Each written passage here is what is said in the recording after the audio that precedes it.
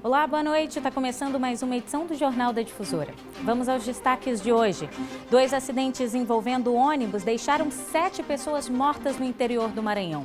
A cada 5 pessoas resgatadas por trabalho escravo no Brasil, uma é do Maranhão, aponta levantamento da Polícia Federal.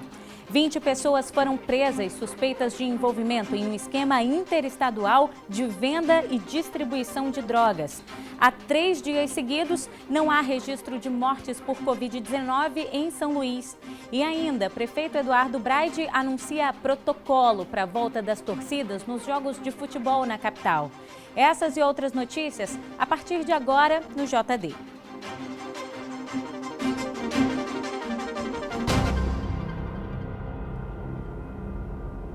20 pessoas foram presas suspeitas de envolvimento em um esquema interestadual de venda e distribuição de drogas. A operação aconteceu em 3 municípios maranhenses e também nos estados de Santa Catarina e Goiás. Ainda era de madrugada quando a Polícia Civil deslocou equipes para a fase de cumprimento de mandado de busca e apreensão. 20 suspeitos de envolvimento com tráfico de drogas foram presos. Armas e drogas também foram apreendidas. Foram feitas prisões em 3 estados. No Maranhão, a atuação policial foi nos municípios de Vargem Grande, Vitória do Mearim e Itapecuru-Mirim. Entre os presos, um dos homens que comandava o crescimento da organização criminosa. Nas investigações, a polícia descobriu que a organização criminosa havia criado células em outros estados.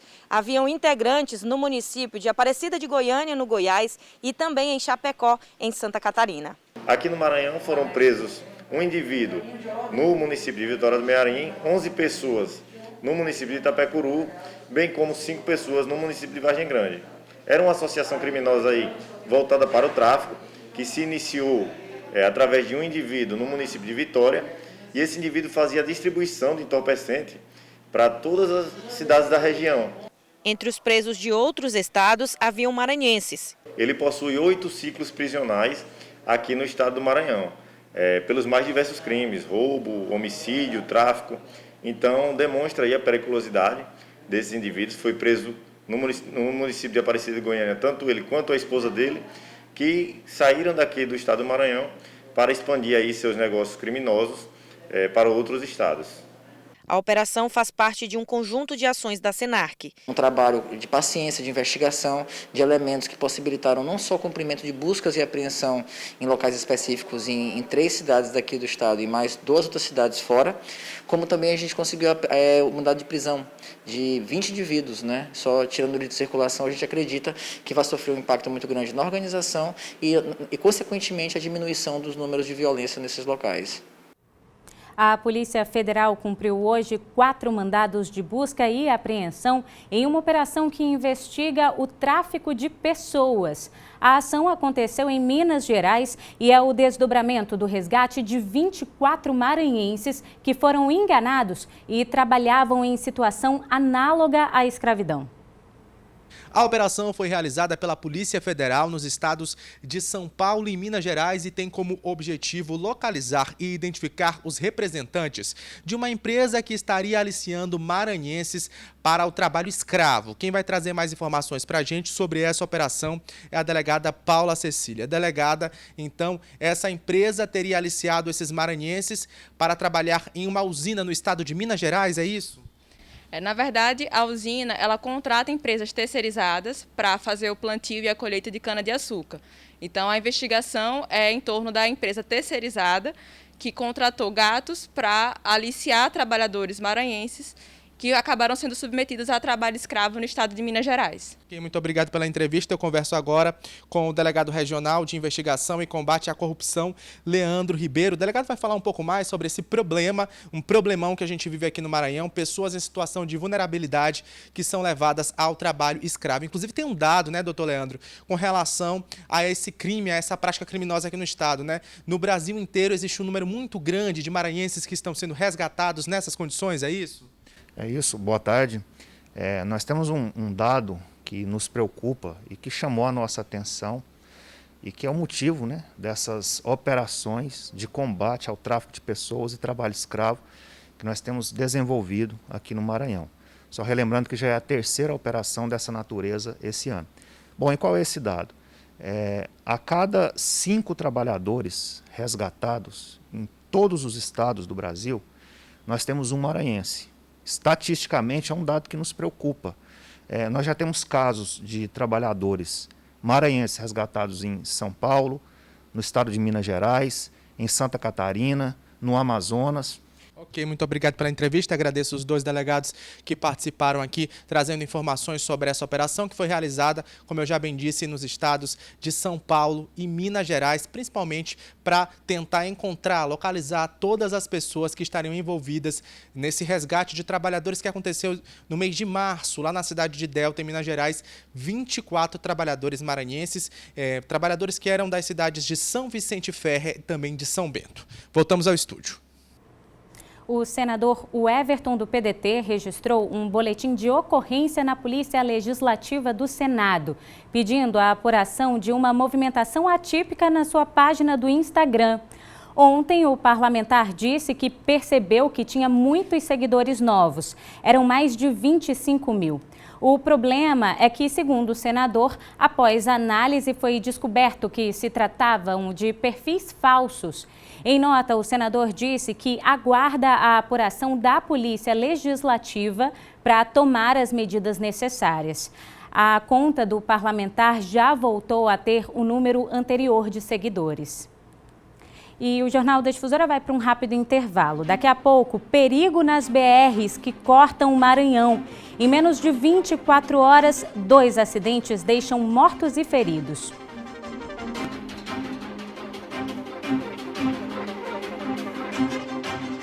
Dois acidentes envolvendo ônibus deixaram 7 pessoas mortas em 2 rodovias federais que cortam o Maranhão. O primeiro acidente aconteceu no quilômetro 619 da BR-222. Segundo a Polícia Rodoviária Federal, 4 pessoas morreram e pelo menos 11 ficaram feridas. O acidente envolvendo o ônibus de passageiros saiu de São Luís com destino à Imperatriz, aconteceu por volta das 6 horas da manhã. O acidente aconteceu aqui no quilômetro 618 da BR-222, entre os municípios de Bom Jesus das Selvas e Açailândia. De acordo com as informações da Polícia Rodoviária Federal, o motorista perdeu o controle nesse trecho e caiu naquele abismo.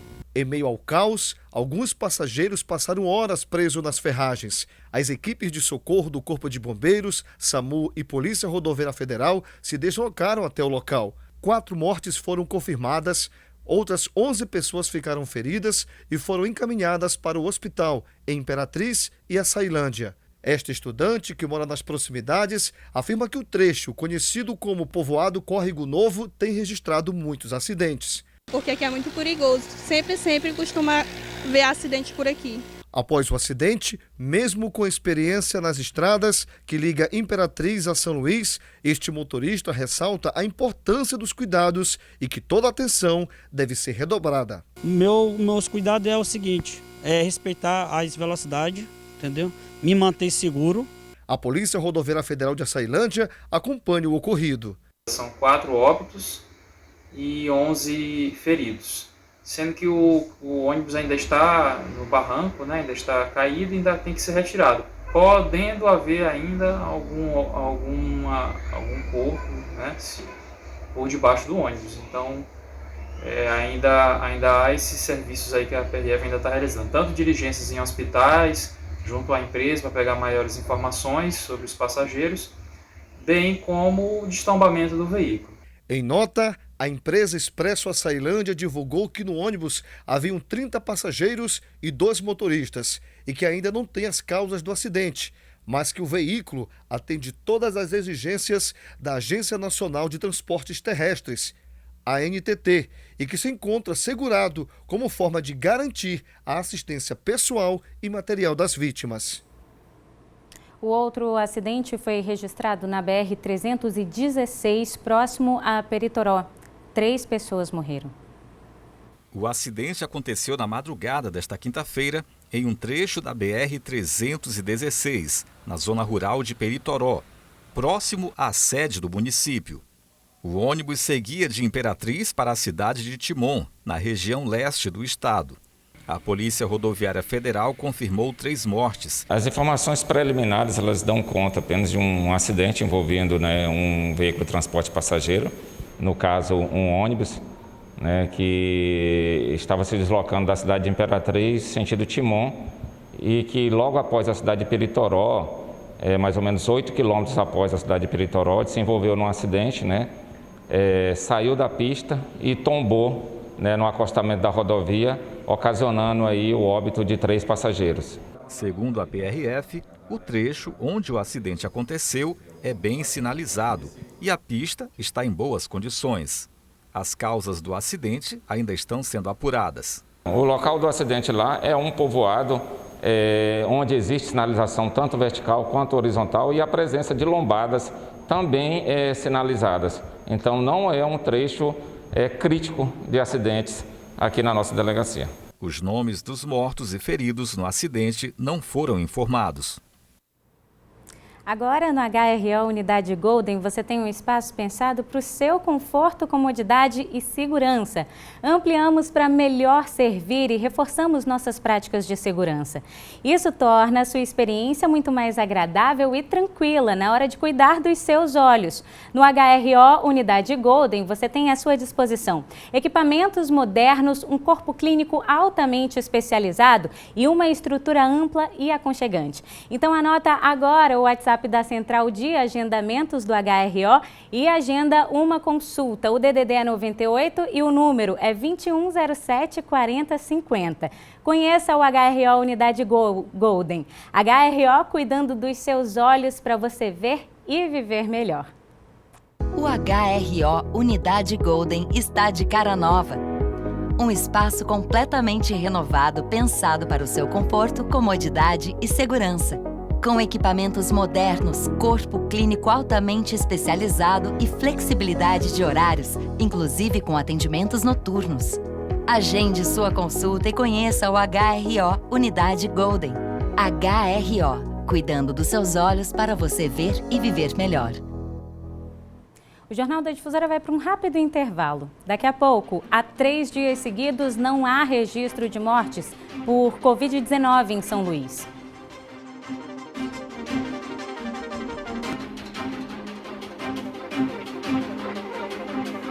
Há 3 dias seguidos não há registro de mortes por Covid-19 aqui em São Luís. O monitoramento feito pela Secretaria Estadual de Saúde aponta ainda uma redução geral no número de casos notificados da doença aqui no Maranhão. Apesar dessas notícias positivas, os especialistas seguem orientando a manutenção dos protocolos sanitários de combate ao vírus. Os boletins do governo do estado apontam 72 horas sem o registro de mortes por Covid em São Luís. Esse número aparece no momento em que a capital já alcança 73% da população completamente vacinada. À medida que a vacinação avança, especialmente em São Luís, que nós recebemos um adicional de 300 mil doses, era esperado mesmo que você tivesse uma queda do número de casos, né? Então, você consegue controlar a transmissão e consequentemente, né, diminui o número de pessoas que vão adoecer e o número de pessoas que vão morrer. Apesar desses índices, os especialistas alertam: a pandemia continua e a vacinação também. A imunização de quem tem a segunda dose agendada ou perdeu alguma aplicação continua disponível nos postos de São Luís. Eu acho assim que o apelo hoje é para as pessoas que estão com a segunda dose atrasadas fazerem, as pessoas que estão sendo chamadas para a terceira dose irem fazer a terceira dose, e considerando que esse ritmo está acelerado, para a gente poder voltar à nossa vida normal. Então, a vacinação é o que está fazendo com que a gente sobreviva e com que a gente possa voltar às nossas atividades. Em São Luís, as vacinas estão disponíveis no Multicenter Sebrae, UFMA, UEMA, UNDB, IFMA Campus Maracanã e nos drive-thrus do Shopping da Ilha e do Selma Renascença. Os locais de vacinação ficam abertos das 8 da manhã às 6 da tarde. E o prefeito Eduardo Braide anunciou hoje os protocolos para a reabertura dos estádios na capital. As informações com a repórter Andressa Miranda. Oi, Geice, boa noite. Boa noite a você que acompanha o Jornal da Difusora. Pois é, o prefeito Eduardo Braide e também toda a equipe fizeram uma reunião para falar sobre esporte, principalmente sobre a liberação do estádio. E para isso foi feita toda uma análise técnica para que, de fato, os estádios pudessem agora funcionar com 30% da capacidade. Mas quem vai falar sobre isso é o próprio prefeito. Só falou agora há pouco sobre esse cuidado que as pessoas devem ter. Está liberando, mas com todas as medidas restritivas, mas também devido à vacinação, né? Eu queria que o senhor explicasse. Exatamente. Primeiro, é bom dizer que nós vamos ter um retorno seguro aos estádios, capacidade máxima de 30%. E o que nos permite tomar essa decisão hoje? Os números que nós temos hoje da realidade da nossa São Luís. Então nós temos aí 80% já da população imunizada, ou seja, que já receberam a sua segunda dose ou a dose única. Nós temos uma ocupação de leito clínico de pacientes com Covid de 4% e de leitos de UTI de 32%. Então são números que já nos mostram praticamente uma volta à normalidade. E é exatamente por isso que nós tomamos a decisão de liberar a volta do público aos estádios. Isso vai acontecer, como eu disse, seguindo todo um protocolo sanitário, venda de bebidas e de alimentos ocorrendo preferencialmente nos assentos, venda de ingressos acontecendo de forma descentralizada, testes de Covid para atletas e comissão técnica, enfim, todo o cuidado que nós vamos tomar para que o torcedor, para aquele que sair de casa e buscar ir a um estádio, tenha segurança de que vai estar em um espaço com toda a tranquilidade. Geice, é com você. O prefeito Eduardo Braide até anunciou que na próxima semana os jogos de futebol já retornariam aí a ter público. Acontece que a torcida vai ter que esperar mais um pouquinho. Isso porque o Superior Tribunal de Justiça Desportiva proibiu os jogos do Campeonato Brasileiro com público pelo menos até o dia 28. Muitos torcedores não veem a hora de acompanharem novamente os jogos direto das arquibancadas. É muito bom, é bom pra gente estar lá acompanhando lá os jogos do Sampaio Corrêa, lá dando uma força lá para empurrar rumo à Série A. Vai dar tudo certo. Só que o retorno da torcida aos estádios ainda divide opiniões. Qualquer autorização para fazer aglomeração, eu acho que ainda não é o momento devido. Devemos esperar ainda seguindo o protocolo, até que aumente o número de pessoas vacinadas para a gente ter essa segurança. O anúncio foi feito pelo prefeito de São Luís, Eduardo Braide, nesta quarta-feira pelas redes sociais. A intenção é liberar a presença do público nos estádios a partir da próxima semana. Só que uma decisão do Superior Tribunal de Justiça Desportiva pode mudar os planos e adiar a participação dos torcedores nos jogos até o próximo dia 28 de setembro. Deferiu nessa madrugada de hoje uma liminar que é extensiva a todas as séries, uma liminar suspendendo a liminar que deferia ao Cruzeiro, ao Cuiabá, ao Atlético Mineiro, ao Flamengo ter público nos estádios. De forma que ele deu essa decisão nessa madrugada, reformando a decisão do presidente Otávio Noronha, e a partir de hoje não vai poder ter público, isso nas competições nacionais. A Federação Maranhense de Futebol defende o retorno imediato do público nos estádios. Nós sempre defendemos de que nos estados onde se fez o dever de casa com o controle da pandemia pudesse ser liberado. Mas a CBF, como organizadora, ela não pode impor aos estados essa liberação de público. Usar máscara, não aglomerar, não haver venda de ingressos no estádio no dia do jogo, usar álcool em gel, obedecer o distanciamento. Nos estádios nós vamos fazer uma fileira sim, uma fileira não, uma cadeira sim, duas cadeiras não, para que se possa fazer com segurança essa liberação de público. As reportagens dessa edição você pode rever no portal MA10.